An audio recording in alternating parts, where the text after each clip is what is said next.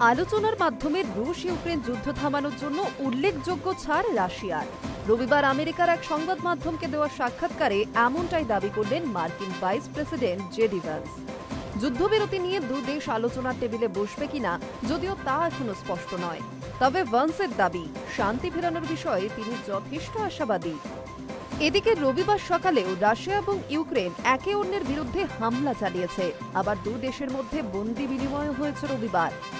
রবিবার রাশিয়ার কুর্স্ক অঞ্চলে একটি পরমাণু কেন্দ্রের কাছে ইউক্রেন ড্রোন হামলা করেছে বলে দাবি মস্কোর, যদিও তাতে পরমাণু কেন্দ্রের ক্ষতি হয়নি।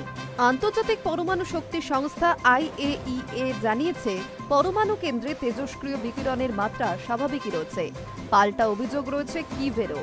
ইউক্রেনের বায়ুসেনার দাবি রাশিয়া তাদের উপর ড্রোন হামলা চালিয়েছে।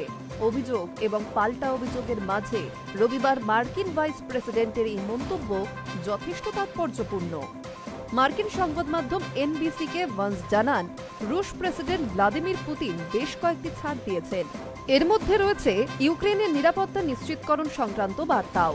বস্তুত রাশিয়া যাতে ভবিষ্যতে ইউক্রেনে হামলা করতে না পারে তা নিশ্চিত করতে চাইছে কিভ এবং তার ইউরোপীয় বন্ধুরা। সম্প্রতি হোয়াইট হাউসে মার্কিন প্রেসিডেন্ট ট্রাম্পের সঙ্গে তাদের আলোচনাতেও এই প্রসঙ্গ উঠে এসেছে।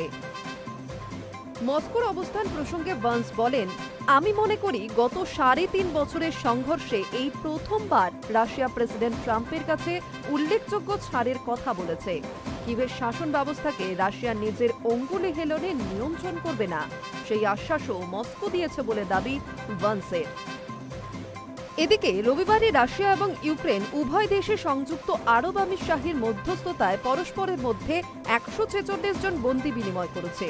ইউক্রেনের প্রেসিডেন্ট ভলোদিমির জেলেনস্কির পাশাপাশি এবং রুশ প্রতিরক্ষা মন্ত্রকও এই বন্দী বিনিময়ের কথা ঘোষণা করেছে। তবে এর মধ্যে দুই দেশই একে অন্যের বিরুদ্ধে হামলার অভিযোগ তুলেছে রবিবারও। মস্কোর অভিযোগ, শনিবার রাত থেকে রবিবার সকালের মধ্যে রাশিয়ার পশ্চিম কুর্স্ক এলাকায় ড্রোন হামলা চালিয়েছে ইউক্রেন।